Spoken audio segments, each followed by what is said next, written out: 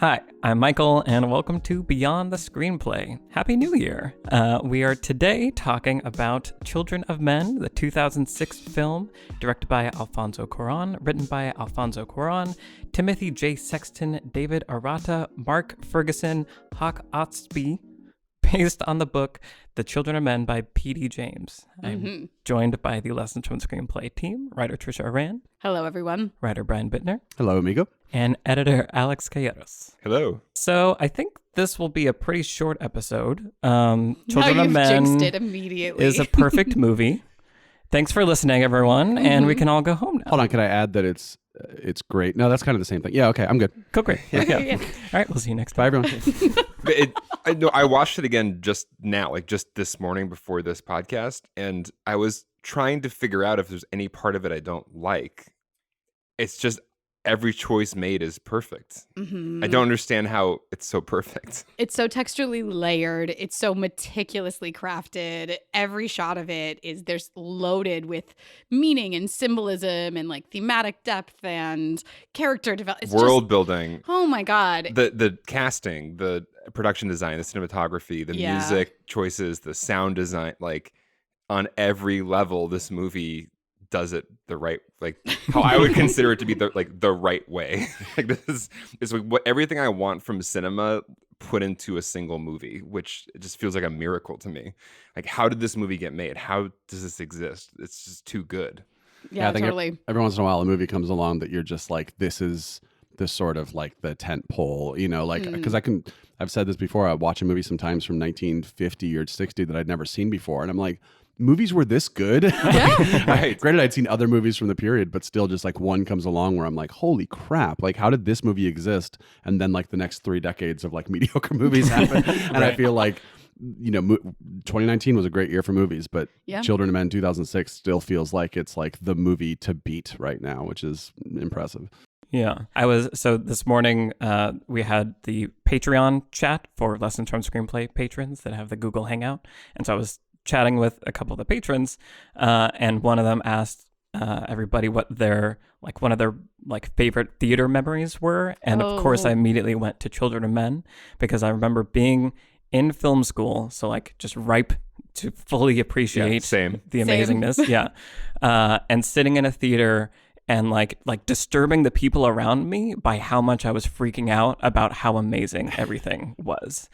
And particularly, I remember my brain breaking during the car scene. The car scene, the first like long take. Where this is impossible. What I am seeing on screen is impossible. Yeah.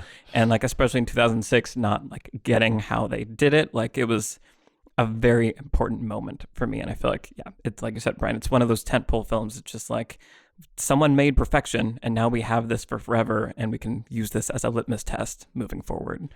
Well, I think for me, because I saw it also in film school, we went to the same film school, and it was a really seminal moment for me because I think that winter, both Children of Men came out and also The Fountain came out. Children of Men came out on Christmas Day, which is like, you know, so right now it's early January. We just had a batch of Christmas movies, and they are Star Wars and Cats and Little Women. Like, that's what people and 1917. And 1917. Limited release so far. Absolutely.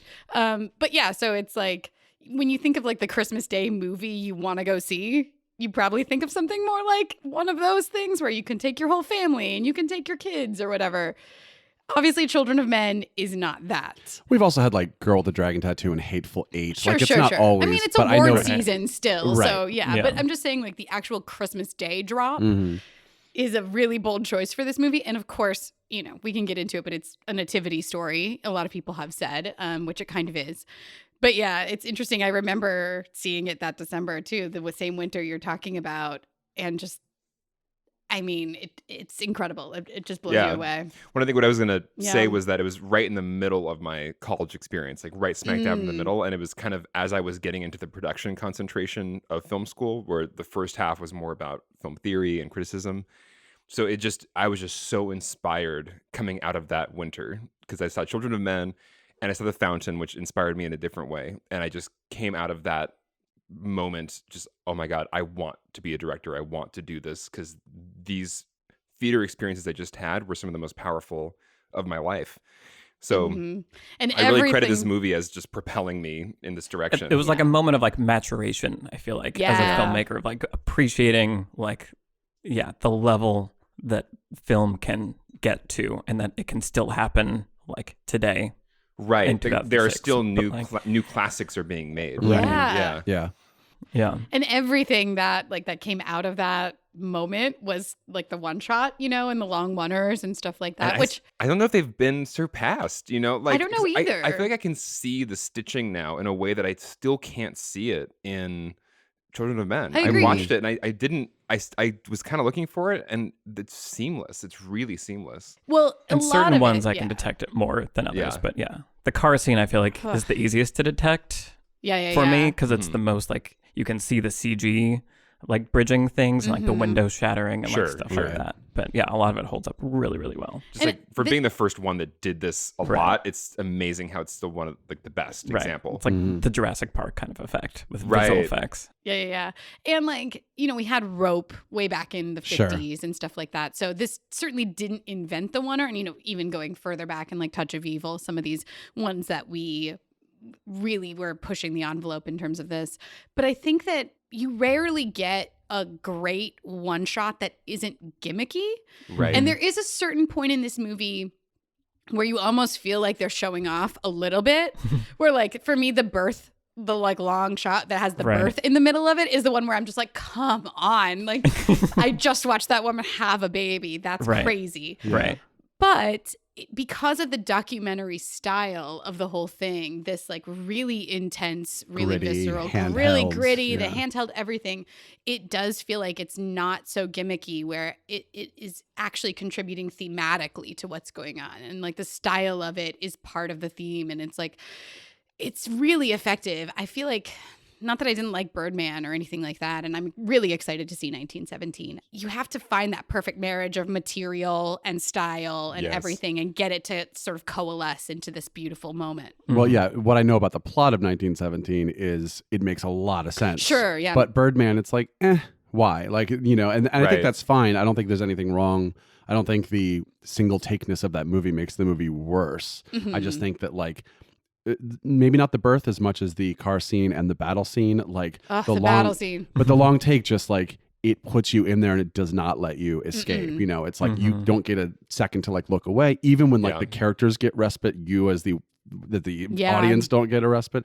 And also, the movie has a lot of just single shot, like wide shots, where like Theo's in the foreground and people are having a conversation in the background, and like long takes that aren't 5-minute long takes, but are still like 30 seconds long or something. And I think all of that just makes the world feel more real and lived in. It also is just more impressive to watch, but it also just makes me feel like I am in this world. I'm watching these characters. We're not cutting back and forth between everyone's faces for no reason. If I want to see what this guy's reaction is to what that guy said, I can look over at him. I don't need the camera to cut over. It's so masterfully done. Yeah.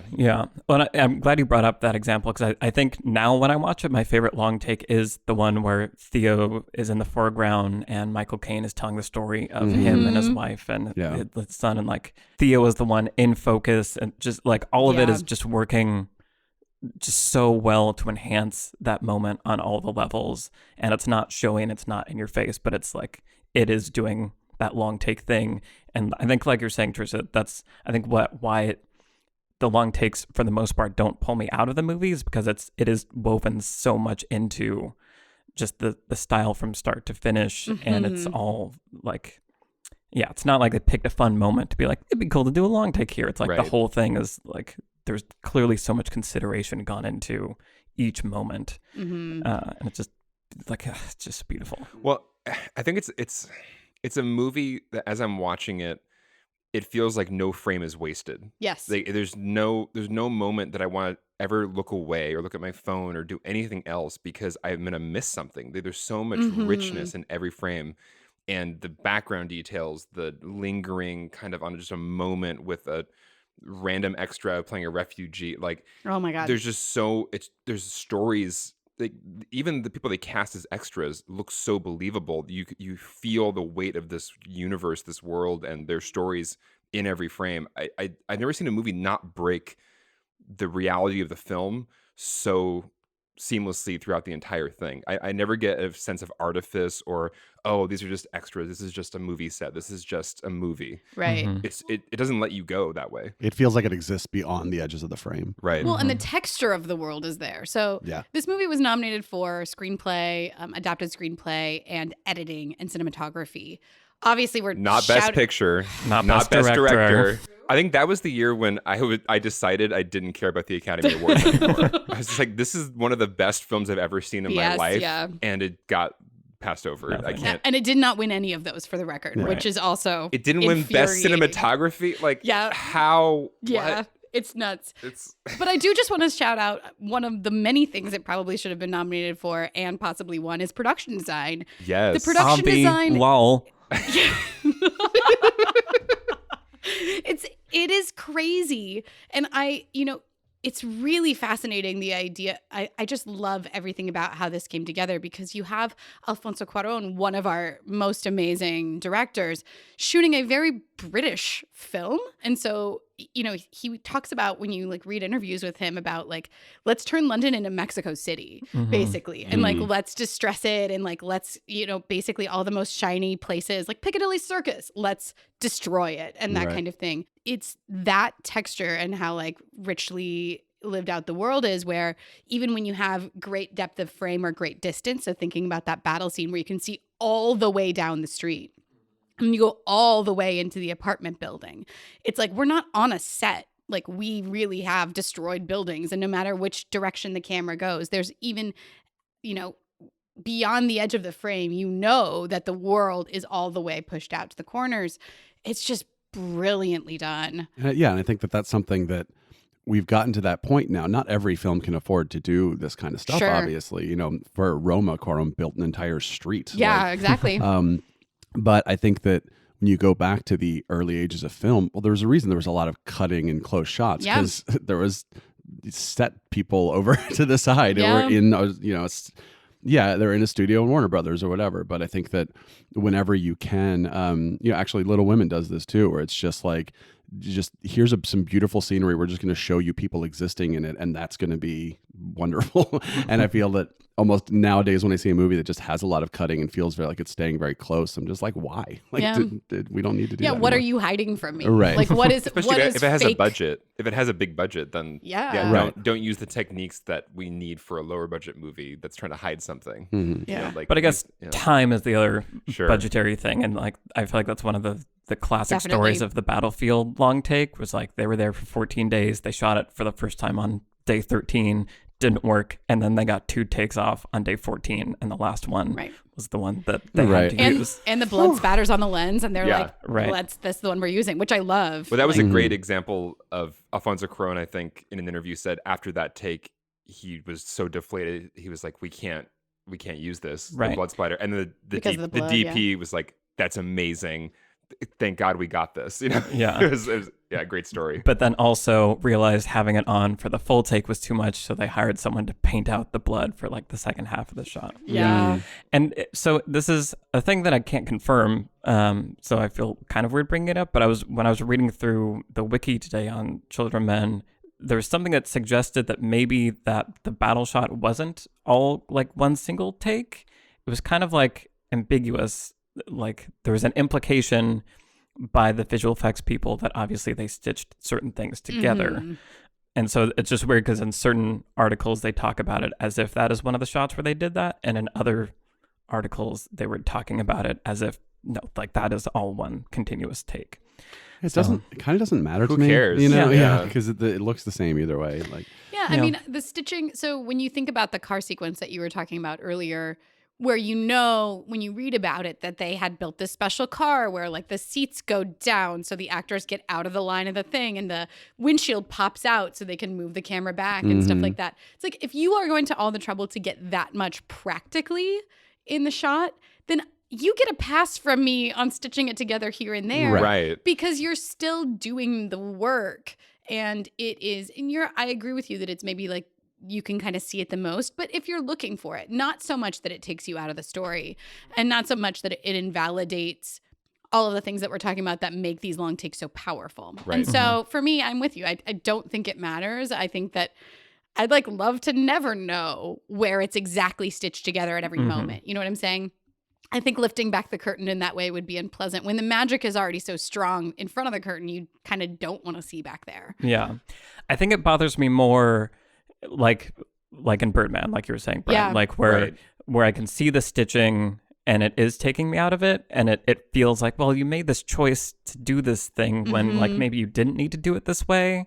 And so anything that, I don't know, it's probably a completely unfair thing to like ding something for. For the record, I really like Birdman. Yeah, I did too. Yeah. For whatever reason in Birdman, when the light falls on the guy in the beginning, yeah. I've never laughed so hard. I don't know, like physical comedy for some reason gets me every time, and that is the funny. Anyway, yeah. So I feel like it is like fine and good in Children of Men. It is just in other cases where long takes are used, I feel like it's almost like if you were going to have to cut anyway, then like why did you commit to doing, I don't know. Well, again, because of what it makes the audience it makes the audience experience. Yeah. Yeah, because Children of Men, there's a really strong argument for not just the impressiveness of a long take, but like I remember in the theater during some of those sequences, I had never felt so glued to the screen. I had never felt literally on the edge of my seat, physically actually on the edge of my seat, about to like fall off, so engrossed. And the stakes are so high. I mean, talk about a movie with stakes. like literally the highest stakes possible in this movie's universe, in this world. Also just the dynamics of, you get this kind of up and down motion of a respite after a really intense sequence, and then it just kicks you right back into an even more intense sequence. I mean, when they're going into the refugee camp and she starts going into labor, oh my so God. stressful.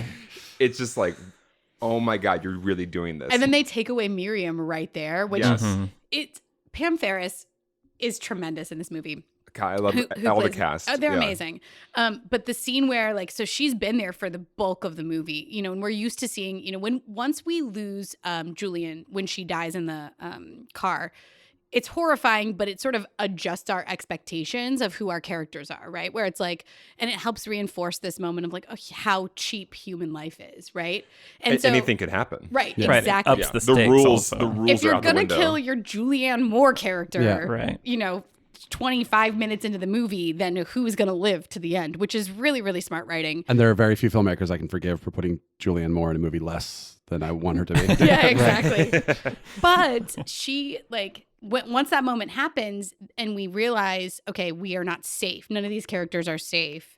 It shakes us out. And then when they lose at the beginning of the sequence you're talking about, where Miriam gets ripped away from them and we realize we're not going to see her anymore either. We're not going to know what happened to her. It makes that scene in the refugee camp that much more harrowing and difficult, where you realize the only person left is Theo, basically.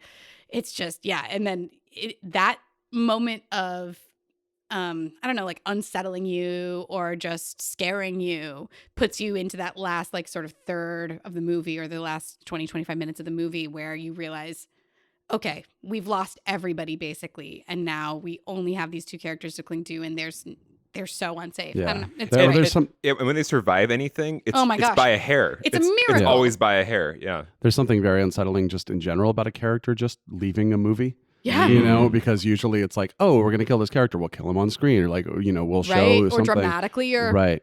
Orange is the New Black did a lot with immigration in their last season.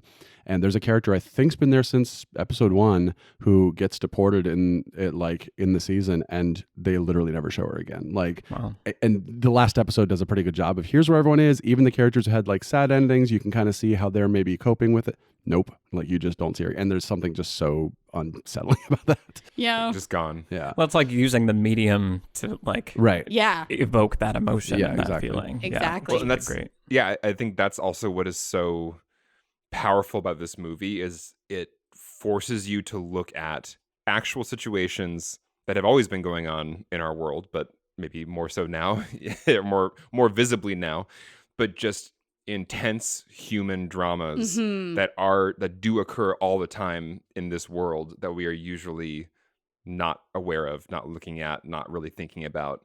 And this movie just puts you emotionally and viscerally in the middle of it. And and again, I think the choice of having a Mexican director step in and tell a story in England, which like obviously we have one country that has historically been war torn and one country that has historically been basically stable.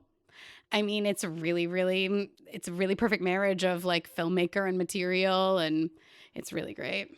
I think isn't Handmaid's Tale like this little too, where it's just like, we're just going to show you things that are already happening, but it's happening to white people in this movie. So now you're going to care. The thing about Handmaid's Tale is that there are not the same consequences. So like characters don't just leave Handmaid's Tale at all, even when they probably should. I just mean the idea of the sort of like, now it's happening to white people.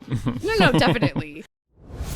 Beyond the Screenplay is sponsored by Skillshare. Skillshare is an online learning community that offers membership with meaning. With so much to explore, real projects to create, and the support of fellow creatives, Skillshare empowers you to accomplish real growth. On Skillshare, you can find thousands of inspiring classes on topics including design, photography, video, freelancing, and more. For me, Skillshare is a great source of inspiration. Watching creative people share their process and their projects always gets me motivated to go try something new. I recently watched Temi Coker's class, Digital Poster Design, Combining Images and Type for Powerful Visuals. Temi Coker is a photographer and graphic designer that makes beautiful, stunning digital posters. In his class, you start with a simple photograph and add expressive elements to transform it into a striking poster that celebrates your subject and makes a statement. One look at his work instantly filled my head with ideas and got me excited to go out and shoot something. So if you're interested in exploring your creativity, head to Skillshare.com/beyondthescreenplay to get 2 free months of premium membership. Once again, that's Skillshare.com/beyondthescreenplay to get 2 free months of premium membership. Thanks to Skillshare for sponsoring Beyond the Screenplay. But actually what I'd like to hear about is the video that you made about this, which was 2 years ago? I believe so. I believe it was November 2017. So yeah, just over 2 years ago. What made you choose it? So this one was actually, I was reading Creating Character Arcs by Cam Weiland.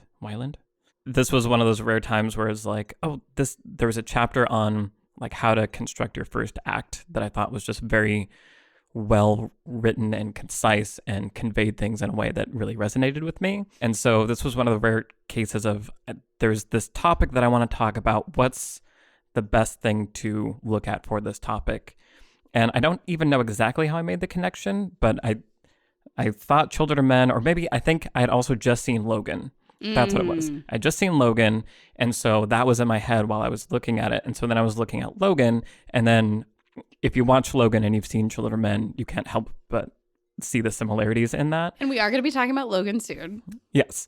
So we won't go too much into that. But so it was kind of looking at Logan, seeing the similarities to Children of Men. It just seemed like both seemed like perfect examples of this kind of description of the first act that she was talking about in her book, and that comparing them, they're similar in some ways, but genre-wise, they're pretty different, like a superhero movie and this kind of drama thriller, and like, a very dark horse of a superhero movie, for the record. Yeah, yes, for sure. And still not for taking your children to, Logan. Yeah, it's still a science fiction drama horror, so you can definitely see, yeah. But it seemed like a thing that would catch people's attention of like, I maybe never thought of these two movies as being similar.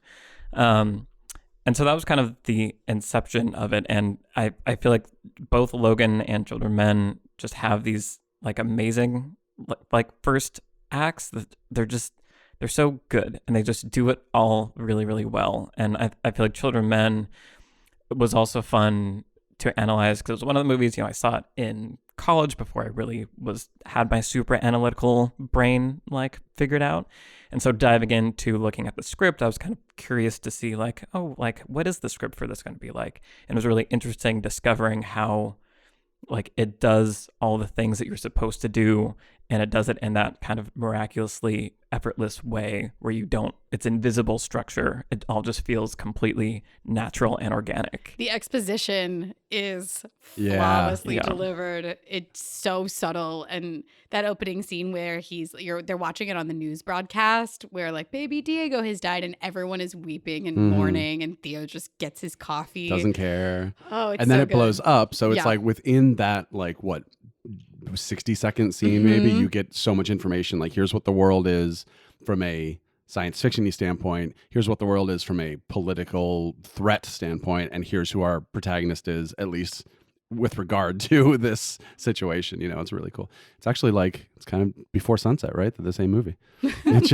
just kind of going through real time, basically, just like hidden structure. Well, and I think the thing I really resonated with the chapter on creating character arcs was this idea of like the normal world, like the character's normal world versus the doom world that they go into. Right. And just the idea that the normal world should really reinforce the character's lie. And I feel like Children of Men especially is such a great example of that, where Theo needs to learn to not be apathetic. He needs to learn to care about humanity, but look at the world that he lives in. And of course you would, like, if you want to survive, you kind of have to be apathetic because it's too much to take everything that's going on around it. And it's, once again, I think it's become even more prescient as time has gone on. Oh my God. It's very easy to fall into apathy, I think, right now, because the world is overwhelming and so kind of daunting to grapple with. Right. It's a very relevant theme. No, and exactly. And I loved what you said in the video, Michael, about how the lie that the character believes has to be sympathetic and relatable. And so we see how Theo believing this lie enables him to live. Like, if he were still standing in that cafe feeling devastated, he would have been blown up. Right. And so we are very sympathetic, where we're like, we like Theo, we want him to live. And so, like, maybe he shouldn't care. Like, maybe it's better not to care. We see that then this happened to everybody who cares in this movie. Gets, like, Julian dies right there, like, pretty early on. And we see all of the devastation. And it's just like, the only reason Theo's alive is because he's looking out for himself first. Right. And so it's sort of like, that selfishness. We are sort of, and especially in like Western culture, we sort of reject selfishness. It's not very sympathetic. But when the world is so harsh, then we kind of get it. And that's sort of how, what you were saying. It's when there's so much human suffering, what are you supposed to do, right? If you can't care about all of it, then you have to shut yourself off to some of it.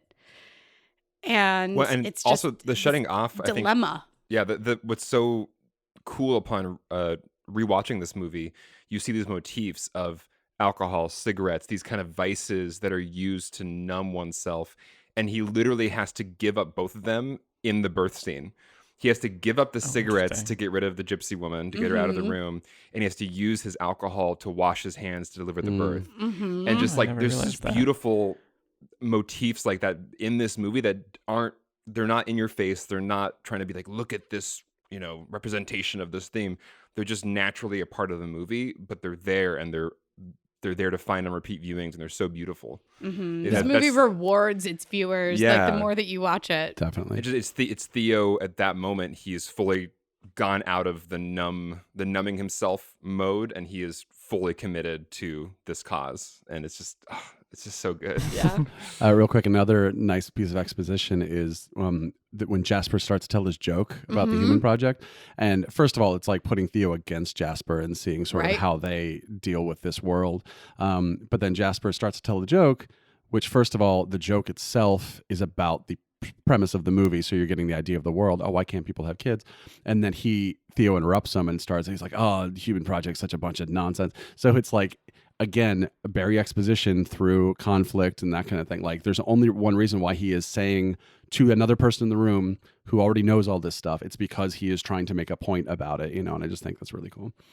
And it's such a good example of, like, it's two friends hanging out, but it's a scene with conflict in it. Like, you can have both of those things. Right. Yeah, not conflict with a capital C. And they're not actually mad at each other, right. But they're having a debate. Yeah. Right.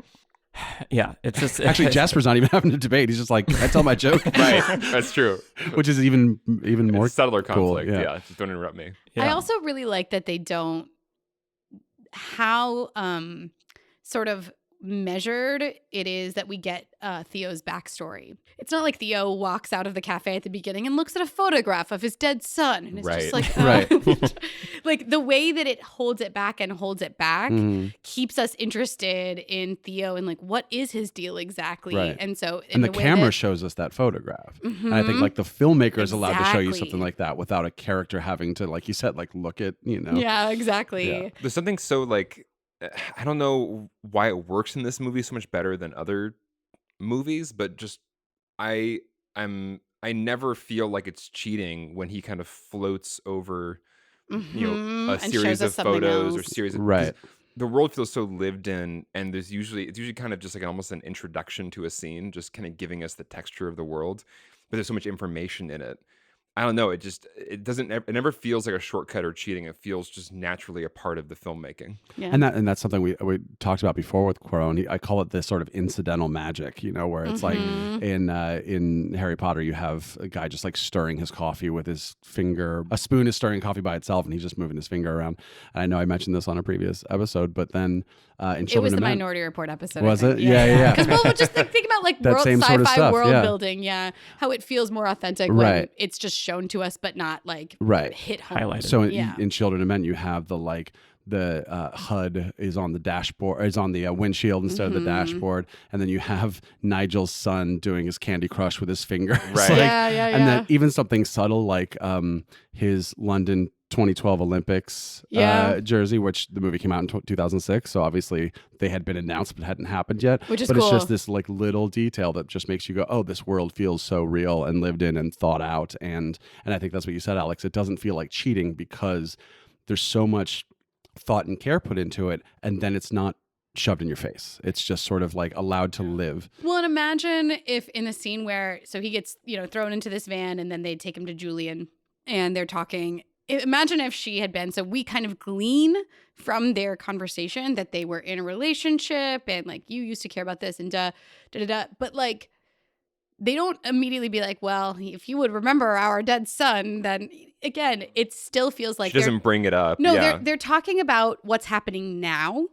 And then the like backstory is kind of very much in the subtext. So again, it makes you lean forward where you're like, what is their relationship? Why aren't they together? What exactly happened? It raises those questions in your mind and doesn't answer them right away.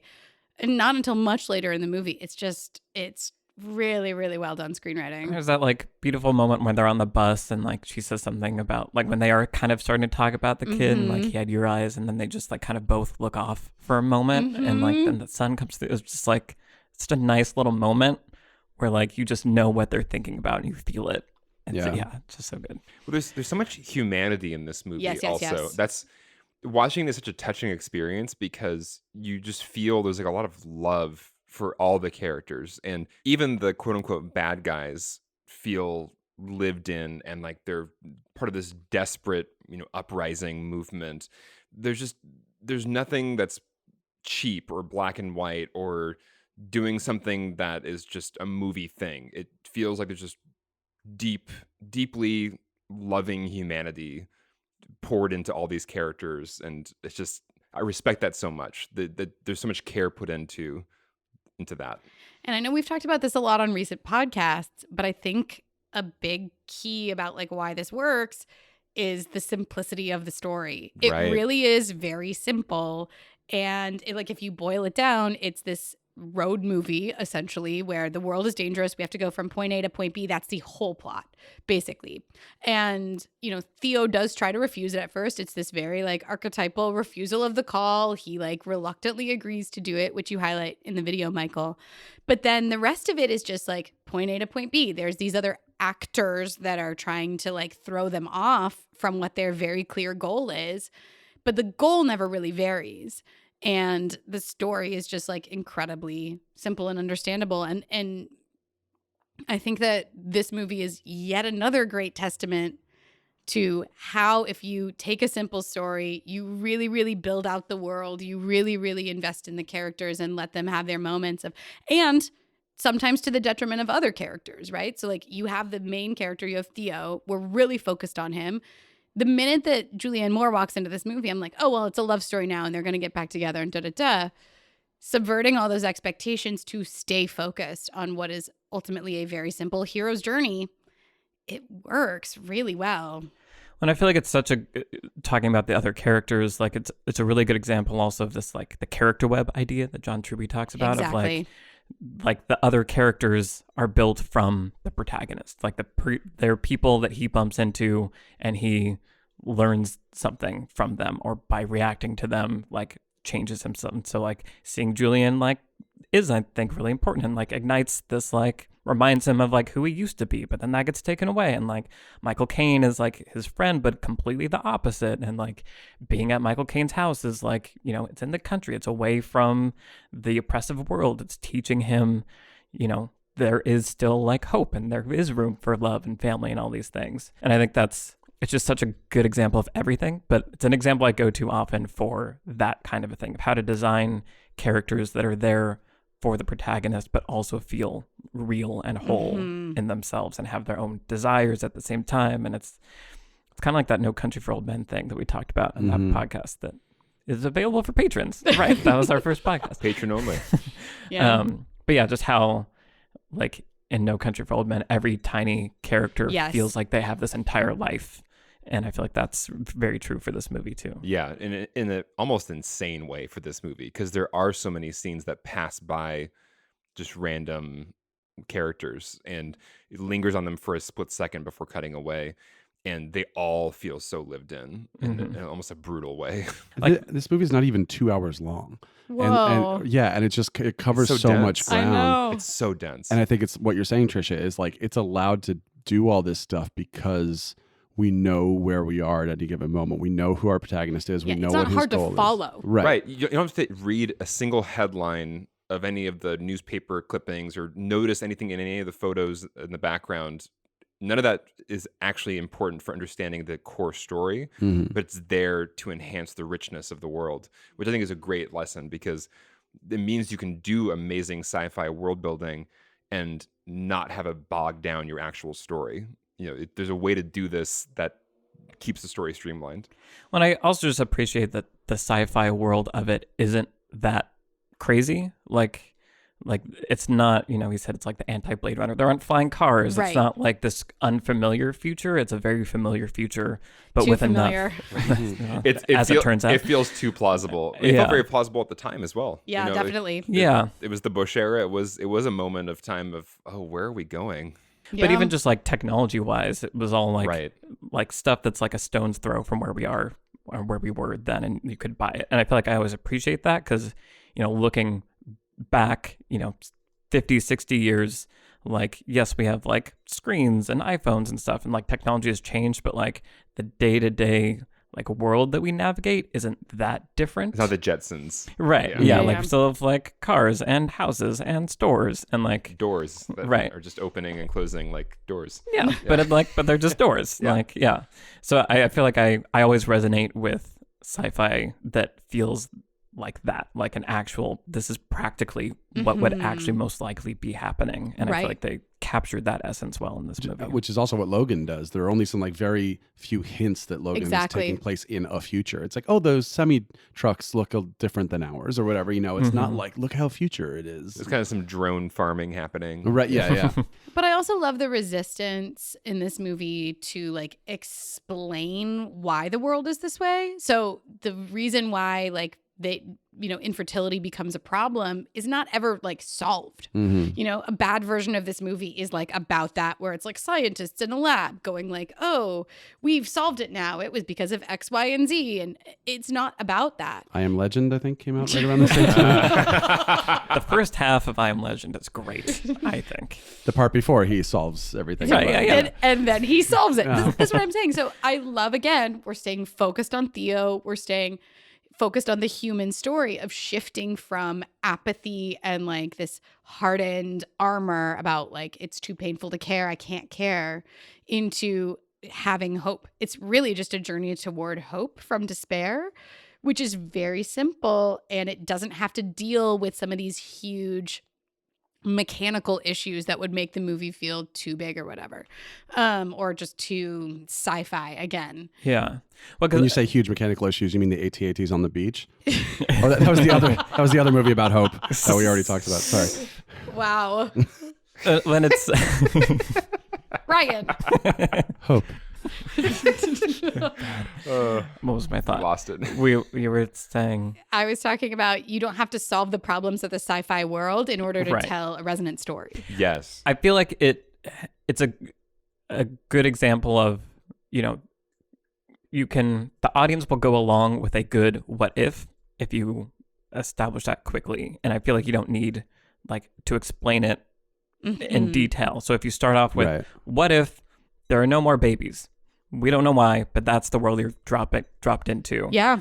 If done properly, you don't need to obsess about the details or like, how do you make that believable and blah, blah, blah. Like, I think that is what a story is and can be, is like, this is a story. What if this was happening and this is our protagonist and this is the story we're going to tell you? And I think if you can do that efficiently and effectively and keep the focus on the thing that matters, it's much more powerful. It's also a lot easier to sell if you just start your story that way. It's something I never considered before, but like most movies are 20 pages in, the thing happens that is now the world babies stop coming. Right, exactly.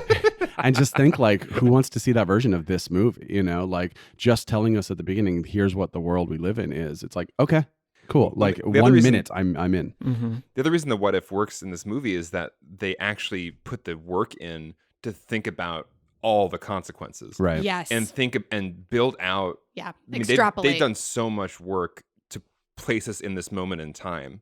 They've thought of so many world events that have conspired to lead to this UK. And I think that is why the what if works, because I'll buy this random no babies thing because the world you've built is so believable around that what if. And to the movie's credit, the premise is most of what it borrows from the novel. So there are a lot of other things in the novel. Like the novel actually does become more like about a governmental sort of story, or like, again, these big mechanical problems of the world where like Theo is poised to become the new prime minister basically at the end of the novel. And so the fact that this really resists a lot of those. And in the novel as well, Julian is the one who becomes pregnant, like in the middle of a novel. And I think in an early draft of, like I think when they hired Julianne Moore, that was going to be she the was role. Still going to be the one. Yeah, that's exactly. Crazy. Yeah. What a change. Yeah, Key is not a character from the novel. Wow. Key is a character just created for this movie, and I just love her. And I think it goes back to that streamlined thing where it's like, if you have it be Julian, which in the novel Julian is not in it, like Theo meets Julian at the beginning of the novel. So they don't have any shared history.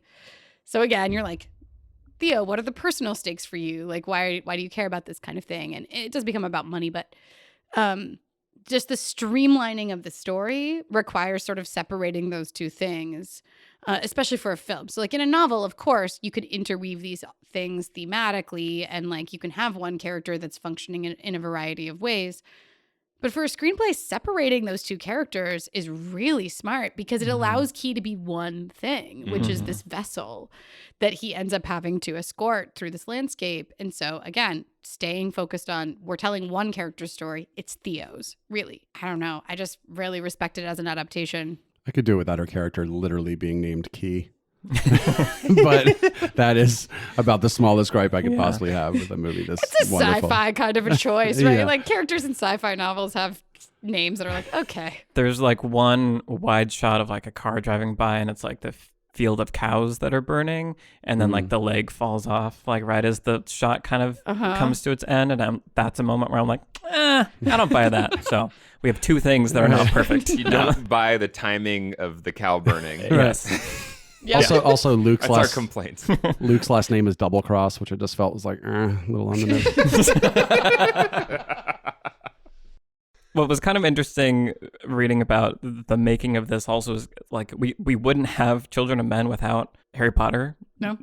Prisoner of Azkaban, right? Yeah, That's what exactly. it Thanks, was Harry called. Potter. Yep. Because he had signed on to start working on the project before doing Harry Potter, and then kind of went off and did Harry Potter, and that's where he was living in the UK and kind of got to know what the politics were and what that world was like. It let him play around with long takes, which he got to do a lot of, and exposed him to visual effects and just like all of the knowledge that he gained in Prisoner of Azkaban came in extremely useful when crafting Children of Men. So I like that they're like kind of like siblings. He also they are. like fixed Harry Potter. He's like, Chris Columbus, your first two movies are adorable, but like we're gonna get real. Here's a movie. Yeah. To be fair, that's also how the books go. Like the first It's two books true. are like a little like here's like a simple story, and book 3 is like Let's Gary do it all, Oldman. yeah. Right. You definitely feel that gear shift. Yeah. I've been listening to them, and yeah, that definitely happens. Oh, that's right. I keep forgetting you're new. Yes, new We're to the gonna books. we're gonna have to talk like Harry Potter at some point. Oh yeah, Harry Potter. We haven't even like, touched on Harry Potter. Because I feel like also, to bring it back to movies, I feel like some of the, like watching Prisoner of Azkaban and Six, Half-Blood Prince. Half-Blood Prince, I feel like are interesting examples of how to adapt a book to a movie. And I feel like that's a thing. They're also like I think the only two books where like the bad guy is not in them. Right, which is so interesting. Interesting. Yeah. Yeah. I mean, it is this tightrope walk when you're dealing with a novel, which it's sort of, unfortunately for novels, it sort of requires distilling a lot of what's in a novel. You know, in novel writing, you have so much freedom to explore the theme from a variety of angles. Like, and I feel like a lot of modern fiction takes advantage of the form of novels, which is like, we're going to have 6 characters and we're going to explore the theme from the different angles of 6 different characters or whatever that is.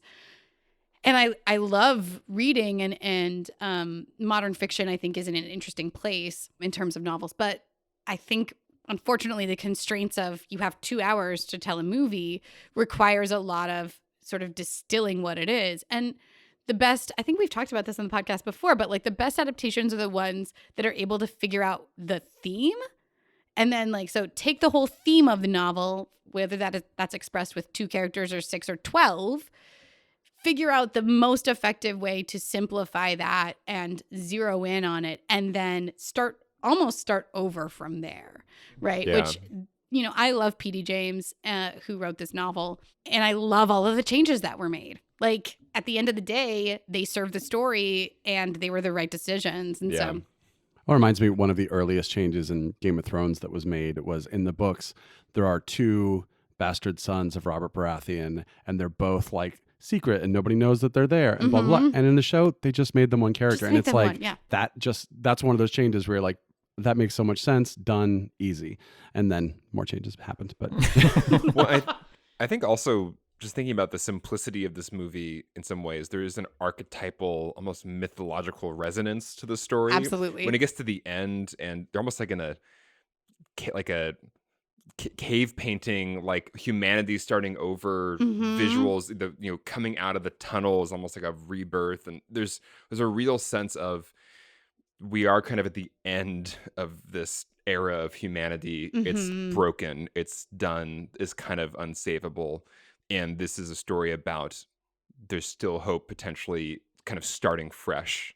And it's so resonant on that more mythological level. Yeah, it's ancient. Yeah. Like the story feels ancient, right? Even though it's set in the future. And I feel like we've gotten into a lot of archetypal stories recently on this podcast. Check out our Star Wars. Nothing but Star Wars. But I love that this movie leans into some of the like biblical, ancient, artistic sort of imagery that we have about our oldest stories of hope, right? And so like some of my favorite moments in this are the ones you're talking about, but then the ones that reference artistic thing, like the Michelangelo and the Pieta and those things, and how it dwells on sort of the way that we as humans make art about these like deepest sort of longings and narrative forms. So yeah, obviously the story with that shot where the woman is holding the body of her adult son is a reference to a photograph, which is which actually happened. It's like a documentary photograph from a war zone, but which of course looks exactly like the Pieta, which of course is an interpretation of like a Bible event. And so what you have is like this story from thousands of years ago interpreted and interpreted and interpreted, but it's iconography at that point. And the thing about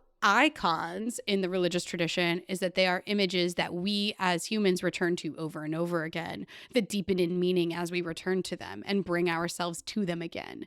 That's sort of like the Christian practice of iconography.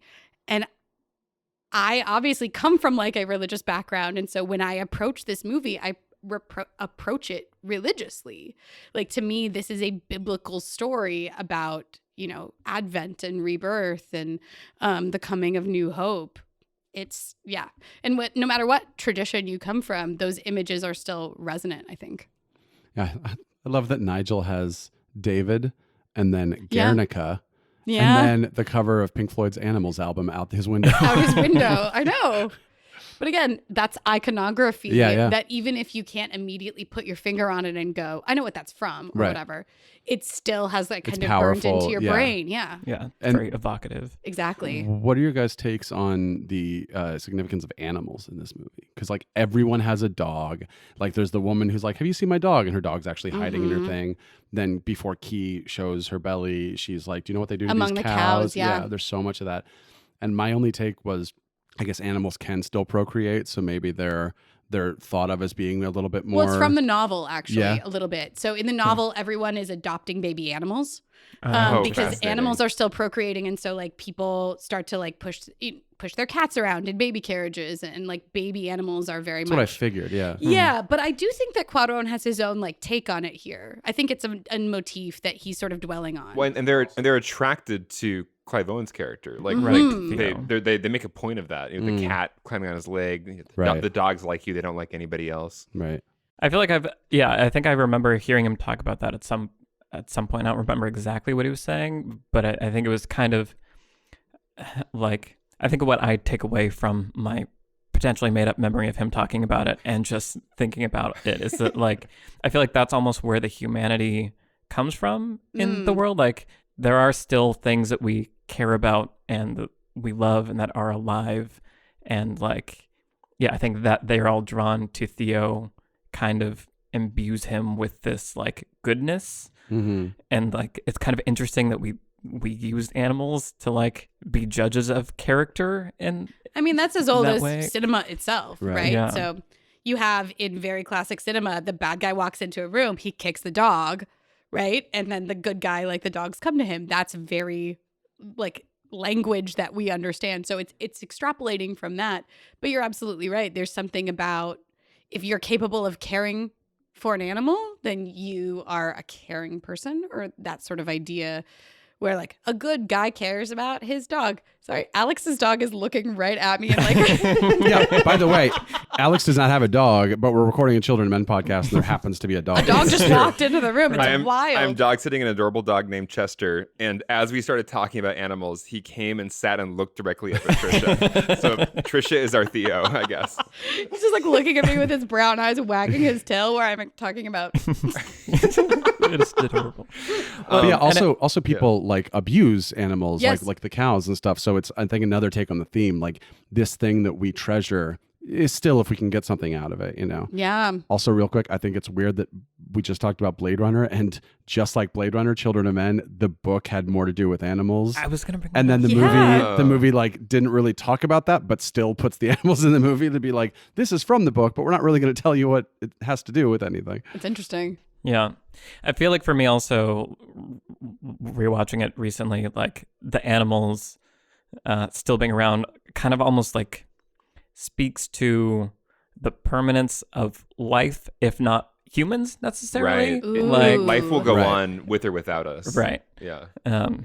So like, get your act together, humans, kind of a thing. Well, and I really love what Keith says about the cows, and which her little monologue at that scene is that instead of designing milk pumps that are the proper amount of nozzles for the cow's teat, is they mutilate the cows to fit the machine, and that is a really interesting allegory right there, right? Trying to mutilate nature to fit the kind of just man-made machine version.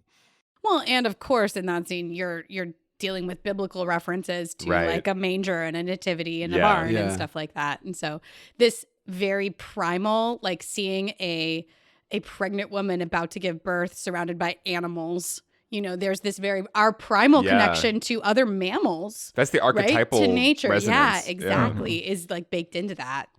That's really... Cuarón. I know. Like, how did he do so much good in one movie? Like, I just don't understand. It's so ridiculous. How do you do it so right? Every scene is correct. Yeah. But off of that, the mutilating nature in order to fit with this thing, I think that sort of connects to a lot of times when I watch a movie, especially like this, that's full of metaphor and that kind of thing, which is tends to be my favorite kind of thing.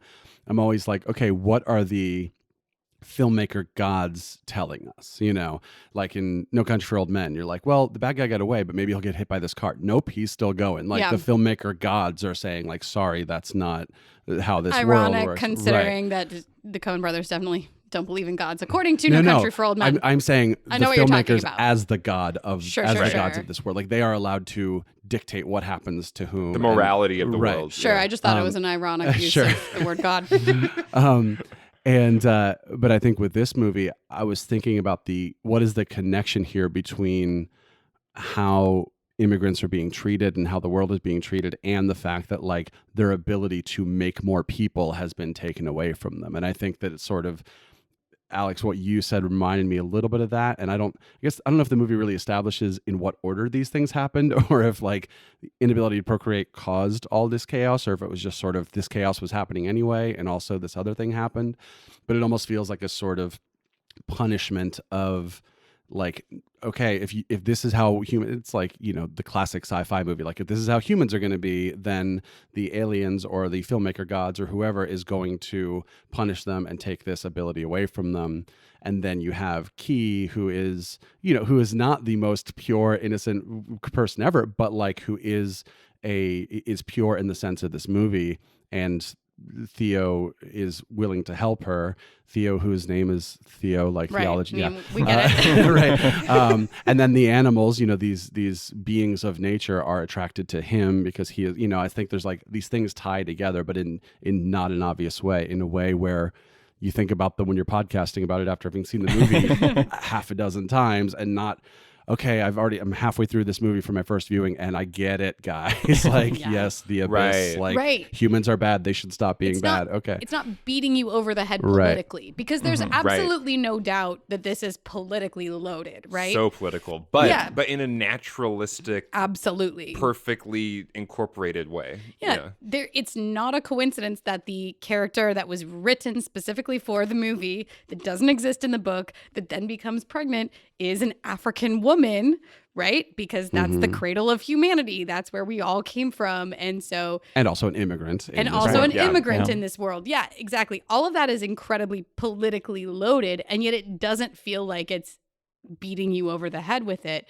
And so the same thing that you're talking about, where the quote unquote plague of infertility of course feels like a divine judgment, and especially as they don't explain it, it feels even more like a divine judgment sort of on humans for being terrible to each other. But then it's like, it plays with all of that iconography, it plays with all of that stuff without feeling preachy, which is a really delicate line to walk that I really respect. I feel like you have some films these days that have an agenda, very on the nose about it. And not that I don't like any of those movies. A lot of them I do like. And especially like there's a new sort of wave of movies where they are in your face as much as possible about the agenda. And you're just kind of like, okay, but you're also telling a story. That's fine and good. But I like the subtle touch here. It, again, rewards rewatching. It rewards an educated viewer. Yeah. And when I think there's room for both, and I think you need both. Like I remember when Children of Men came out, like I wanted to show it to everyone, and a lot of people I showed it to that aren't hardcore film people were like, it's kind of boring. I'm like, why aren't there babies? Like, I don't know, I didn't like it that much. And so kill them. Destroy them.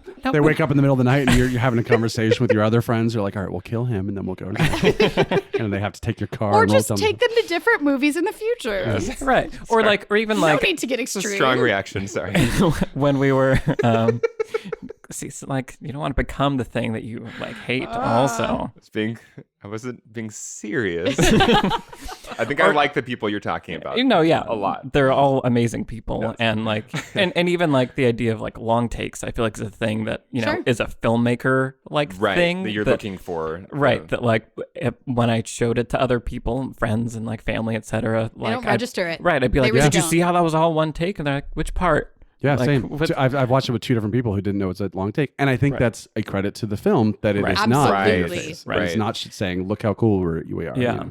But also at the same time, a movie that I also kind of associate with this film, maybe because of the political nature of it, is V for Vendetta, which came out right before and is very obvious about its feelings. Oh, that also came out the same like 2005. fall. 2005, I think. Yeah. Right So it around was a year later. Man, because like I really feel like this is a really seminal era for me. Because V for Vendetta, I absolutely loved that movie, and if for the politics of the time, it really activated me. It just really cut to something. But it can be off-putting because of how on the nose it is. Sure. Right. And maybe doesn't age as gracefully because of that. Also, like I feel like V for Vendetta, I feel like you have to watch knowing that it was made in 2005, and I feel like Children of Men still is as powerful. Absolutely. It feels timeless. Yeah. I think, sorry, Tricia, you were talking about the like message movies kind of thing. Boy Erased was a movie that came out last year. Oh, yeah. Yeah, about the like conversion therapy thing. And like as a film, it was well made. It was good, but it just sort of felt like, okay, here's something that like basically nobody is for anyway. Definitely not the people who are watching this movie in the first place. Nobody, for the record. Right. But the people who are going to go see this movie, that was my problem. Right. Correct. It was like, we all are already on board with this, so why does this movie seem to only exist to convince me this is and bad? in 10 years, what is this movie going to mean to anybody? Exactly. Right. Yeah, the thing is, you want to avoid like preaching to the choir, for one, which is kind of what we're all talking about with a movie like that, Boy Erased.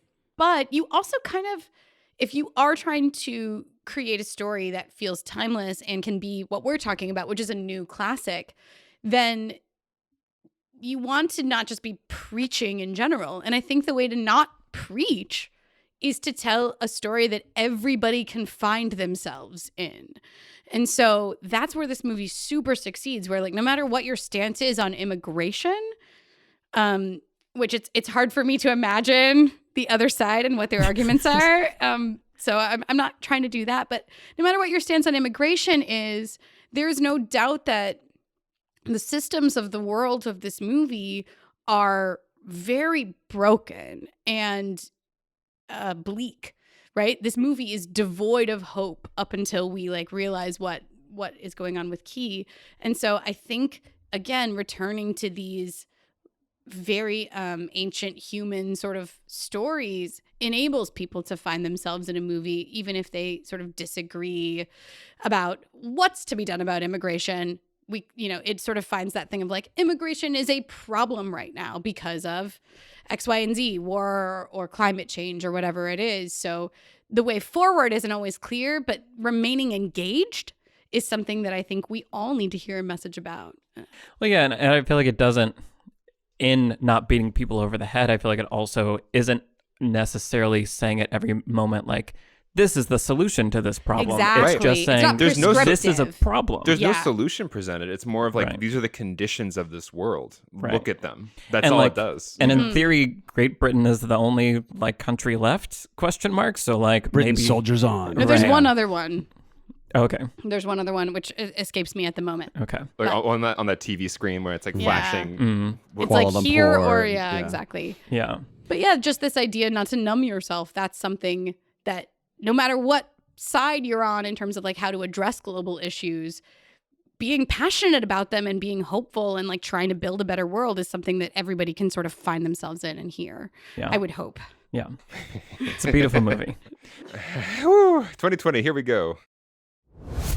Hello, listener. Michael here. I just want to take a quick moment to thank you for listening to Beyond the Screenplay. If you're enjoying the podcast and you have a friend you think would like it, one of the best ways to grow podcasts is by word of mouth. So go ahead and let that friend know that you're enjoying Beyond the Screenplay. Also, if you'd like to help us make more episodes, you can become a patron on Patreon. Patrons get access to exclusive episodes and Q&As, like our patron-only episodes on Annihilation, Once Upon a Time in Hollywood, and, of course, The Rise of Skywalker. Anyway, thank you for listening, and now back to the episode. Why don't we go around and say what lessons we're going to take from Children of Men? Alex, do you want to start? I feel like we've touched on so much of it. I think probably we've already said this, but the world building is what I take away from it, which is I don't have to, if I want to build a sci-fi world in a script like this one, where there's conditions that are part of the story that are indicative of a larger world, that doesn't have to be said. Nobody has to be like saying, back when this happened, this is why the world became this way. Just just put it in the background, tell a human story that is influenced by the conditions of the sci-fi universe, but don't make the text of the movie about like this sci-fi universe and why it's this way. And here's all the rules and make sure you follow the rules. Like just have that influence the conditions of the story and trust that that is enough to make it a great sci-fi and just tell a human compelling story in the middle of it. I love that as a lesson because I read a lot of YA fiction, and I feel like every YA novel these days that is like sci-fi or dystopian world is about how to like, let's burn down the whole system and fix the whole world. And I would be interested in reading, please somebody tweet at me about like really great examples of this, but I'd be interested in reading like, what if Hunger Games wasn't about tearing down the whole world? What if it was just about one person's story within this dystopian world? I would be really interested to read that book. Where yeah, the story doesn't have to solve everything, right? Yeah, or pretend like it has the solution, right? because the revolution within a human soul is compelling enough, right? Yes. If you can change one person's mind, that in itself is remarkable and amazing. So one human change is enough to compel us. Yeah. Is that my lesson? It might be. I don't know. Is it? No, I just want to call out one more thing for my lesson, which is just, I think often we get this pressure of in the first 3 to 5 pages, we have to have our protagonist make a really compelling choice. I love the way that this opens, where Theo's choice is, it doesn't feel big or revolutionary, but because of the world, it ends up being extremely consequential. So his choice not to care when everybody else is caring is in itself, it feels like sort of the photo negative of what we expect from like a first 3 to 5 pages of a screenplay, where it's like, my character's kind of passive, but in fact, his choice is actually very active to not care. And that in itself is the thing that's broken. I really love that approach to like an opening scene. And it's so effective. And it's what you were highlighting in your video, Michael, about the end is in the beginning, right? Where he goes from that to being separated so much from the crowd at the end in how much he cares. It just like is this really beautiful, complete arc. It's so believable. The Absolutely. way it plays out, yeah, you never doubt. Like, yeah, it might be the best like opening of anything. Oh, ever. like, it's up there for sure. It just does so many things so effortlessly, so quickly, so beautifully. Yeah. Brian. Mine is very much basically what Alex said about the sort of world building. And I feel like this movie is a great example of where I want to know more about the world, but I don't feel confused or overwhelmed. It's not like suddenly they're like, oh, we have to go to the jetpack gang. And you're like, wait, who? Like there's no like sudden information that comes out of nowhere where there's like some new faction or sense of magic or sense of anything in the world. It's like, no, everything we showed you up front, everything that you're seeing is an extension of that. But also there is so much beyond the edge of the frame that I want to dive deeper into, you know. There's something, my friend Aaron, who is a filmmaker but also has a terrible memory. Hey buddy, I love you. He told me about this concept that he read about called distant hills, and based on his memory, it's probably like faraway glens or whatever.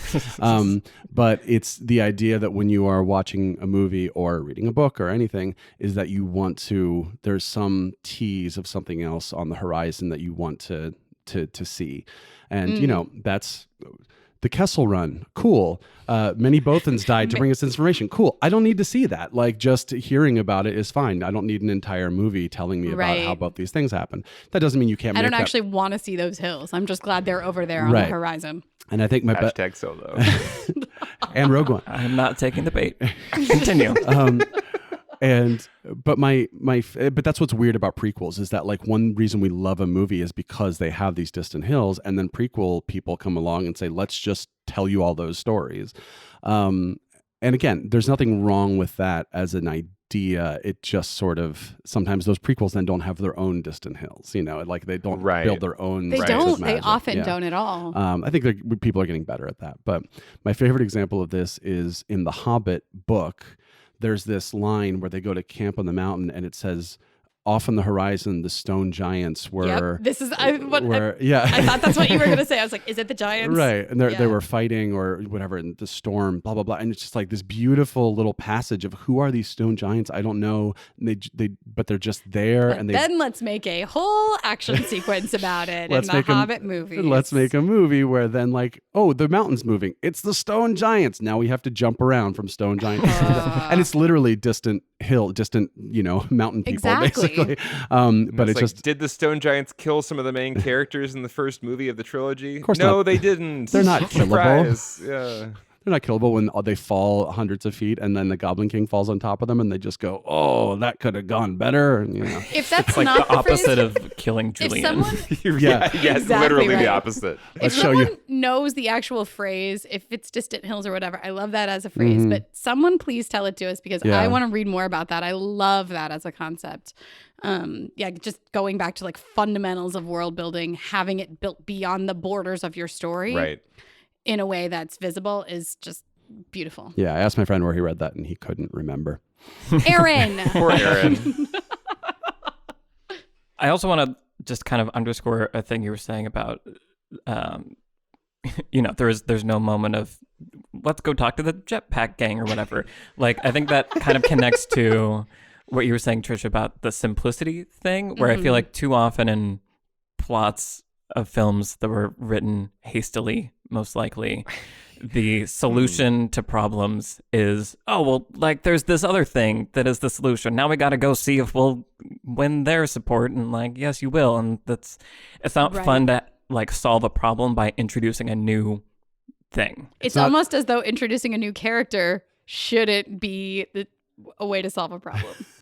Among many other things. Or like the go-to way to solve a problem. Right. And I like the Children Men is, there's kind of that with the introduction of Jasper's dealer, that guy. Oh, yeah. But it's connected to Jasper as this like pot grower. Like it's all kind of built in from the beginning. It's very fluid. And I think he even mentions him early on in the movie. He says, I'm a dealer for a guy at Brixton. That's right. Yeah. Yeah. So I feel like that's another little hidden gem in your lesson that I liked, Brian. And I think for me, kind of like I was talking about in the video, my ongoing quest to find examples that are very, very clearly convey screenwriting ideas. So like Inside Out is one that I've talked about a million times. I really like Children of Men as this idea of what is your story world supposed to be, and not necessarily in the world building sense, but for like the protagonist, for the character. Like, here are some guidelines of, don't just put your protagonist randomly in some place. Like, the world that they're starting off from needs to be affecting them in these different ways. It needs to be keeping them from dealing with the truth that they need to be. And I think it's a elegant and clear example of that technique. And it's one that I return to a lot when thinking about things. Yeah, it's perfect. Yeah. Children of Men. Perfect. Not always fun to watch, though. I will say that. Sure. Like, I definitely didn't watch this. Like, I saw it in 2006 and didn't watch it again until a couple months ago because it's, I have sort of a low tolerance for violence. So it's one of those things where it's like, it's horrifying. Well, it's also just very heavy. Yeah. It feels, because it feels so real, yep. that it like hits my heart harder. It feels heavier than just any other kind of sci-fi dystopian movie that I watch. Yeah. Yeah. Stressful, hard to watch, brilliant. Children of Men. Pure cinema. Yep. Why don't we quickly go around and say what we've been watching recently? Brian? So I watched the Netflix show Living with Yourself. Oh, starring Paul Rudd God and bless. Paul Rudd and Aisling B, who I love from British panel shows and comedy and stuff, and she's awesome. Look her up, look her up or stand up sometime. But I'm liking the Netflix approach. They did the same thing with Russian Doll, where it's 8 30-minute episodes, and it feels really nice because you can watch it in one sitting if you want to, but it's not so long that it just goes on and introduces a bunch of side stuff you don't care about, but it's also long enough that it can really explore a premise. I think weirdly, Russian Doll is basically Groundhog Day, the series. It is, yeah. Living with Yourself is basically Multiplicity, the series. But it's the idea of like in like the first 2 episodes, let's cover all the what ifs and then where do we go from here. So I think that what I like about this show is it really just takes it to the next step where you go, well, once that thing happens, now what has to happen next? And it really it's not easy, I guess, is the easy way of doing this would be like, here's some hijinks that happen when there are 2 clones, but it's not. It's let's really deal with some character stuff. The different episodes take place from different people's points of view of the 3 characters, so the 2 Paul Rudds and his wife, and they're all protagonists at a given time, which means more often than not, one of the other 3 is that person's antagonist, but like you just spent an episode rooting for them and kind of sympathizing with them. So I just think the reason I wanted to mention it over some other wonderful things I've been watching is just from a screenwriting, filmmaking standpoint, it's a really cool example of how to do some things and play. It's like an experiment almost where you're like, cool, I care about this character. He's my main character. What happens if this other character gets introduced who's him, but better and has the exact same memories? So it's not like he just came to be. It's like, no, they both have the exact same experience and the exact same memories, but one of them was just fabricated. And now we have to deal with this fact. Yeah. And like, it's just, I really liked it. Nice. Sounds terrifying. But also ripe for hilarity. Trisha. So I actually recently got to see the most recent released cut of The Cotton Club, which is Francis Ford Coppola's Roaring 20s movie about the Cotton Club in Harlem, with like Richard Gere and super young Diane Lane and Gregory Hines, who I love so much. The reissue, the movie is interesting in Coppola's sort of filmography because it was sort of discarded at the time. It was kind of a bomb and just considered like not very interesting or exciting, I guess. It's about sort of these warring gangs in Harlem and New York City in the 20s. But the reissue has a lot more of Gregory Hines' character, and he plays like a tap dancer in this club, just throughout the amount of tap dancing that's in it. And it is like, it gives you that old school musical thing where you're watching a full body shot of someone for like 4 minutes doing the most amazing tap routine you've ever seen. It's really, really awesome. There's like an interesting romance between Diane Lane, who was 19 when this movie was made, and Richard Gere, who was 35. That's kind of its own like thing over there. But the worst things have been done. You're absolutely right about that. But if you're, it's 2020 now. If you want to like get into some jazz age stuff, then The Cotton Club, the new cut of it, is really good, and it's phenomenal. The production design, the costume design, it's stunning. You can see when you watch it just how much was money, but also like time, care was poured into it. It's just gorgeous. So if you are a fan of Chicago or anything like that, The Cotton Club is actually a really good one.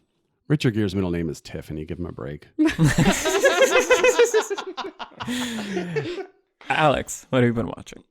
So I'm going to do a strange one this week. I'm going to say I've been watching my mind, because I went on a 5-day meditation retreat for New Year's, which I've done actually the last 2 years. So it's been kind of a tradition for me, which I really like, because it's kind of a good way to almost do a brain reset before a new year and kind of go into a new year with clarity. And I was real scrambled and just kind of all over the place at the end of this year. I was just busy and drinking too much and doing too many video games, and I just needed a reset. Anyway, meditation retreats are great because they kind of make you sit with your mind for a long time in a way that is very uncomfortable often. And you're basically have nothing else to do but see what your mind does when it's left to its own devices.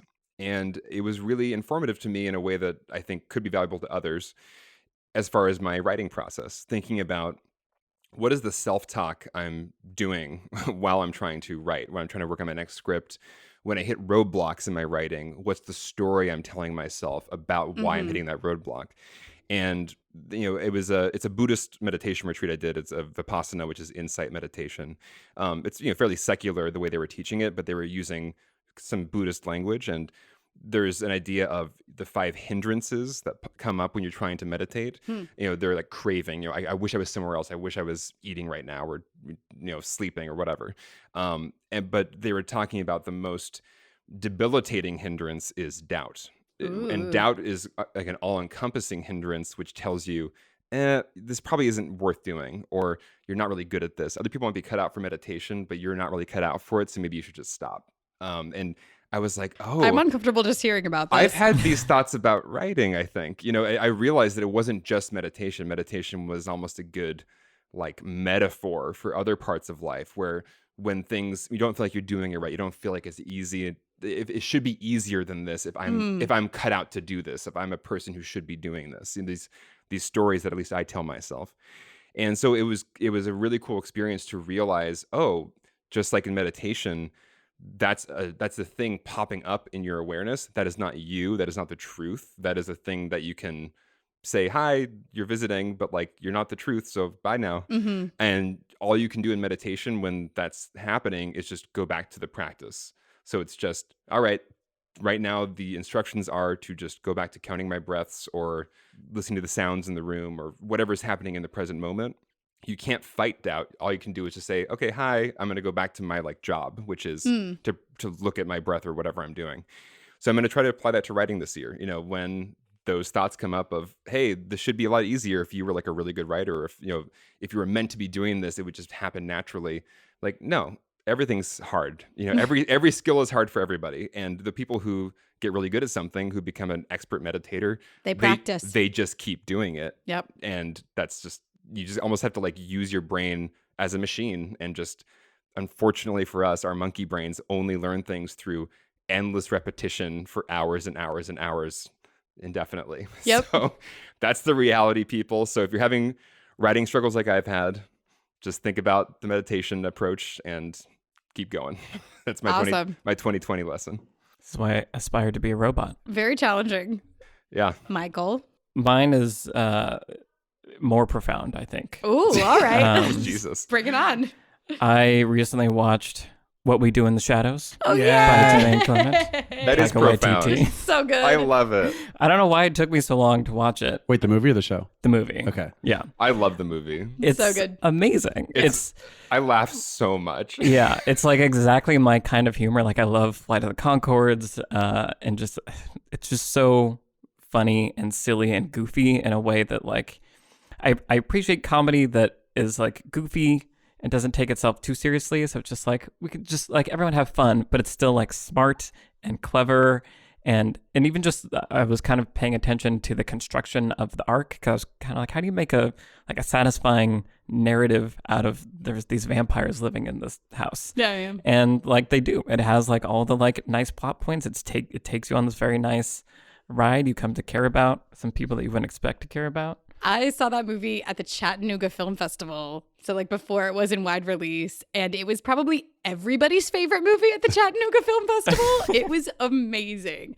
Like I was in a packed out theater, and it was like a 10 a.m. screening, and everybody was like laughing, crying. Just it tore down the house at Chattanooga that year. It was awesome. I just remember I just lost it when they introduced the like 1,000-year-olds. Oh, it's like so good. mummified Yeah. breasts. Like this is too good. I love this movie now. Yeah. Also, there's a 10 episode show out there now. So. Is it good? I watched the first episode, which felt very much like here's the movie, but in a show form. And we just haven't finished it for no reason other than we haven't. But everyone who's seen the whole thing is like, holy crap. Like once it gets going. I watched the pilot and I kind of didn't keep watching also, right. But I've heard great things. Yeah, so. I've heard. I think it was like about 4 weeks in, I started seeing a whole lot of people getting excited. So I'm excited to watch it. Awesome. Just not excited enough to have watched it. Well, cool. Thank you, everyone, for listening. This has been our conversation about the best movie of all time, Children of Men. I think it is. Like, I think it's my favorite movie. I think it's a very strong contender for like top 10 of all time films. It's just like you don't want to watch it 1,000 times in a row because it's so horrifying. Okay, I don't. But that doesn't make a movie good necessarily. I don't want to watch Citizen Kane a bunch, but it is amazing. We'll have a Citizen Kane episode. Okay. I don't disagree. I just like, it depends on what you want from your quote unquote favorite movies. Sure. Right. Sure. Right. I'm thinking best films. Thank you, everyone, for watching. Thank you to all the new patrons that we've gotten. Thank you for supporting the show. We very, very much appreciate it. And welcome to 2020. Yay. I hope you guys all had a great New Year's, and we'll see you in the next episode. Adios, amigo. Bye, everybody. Bye.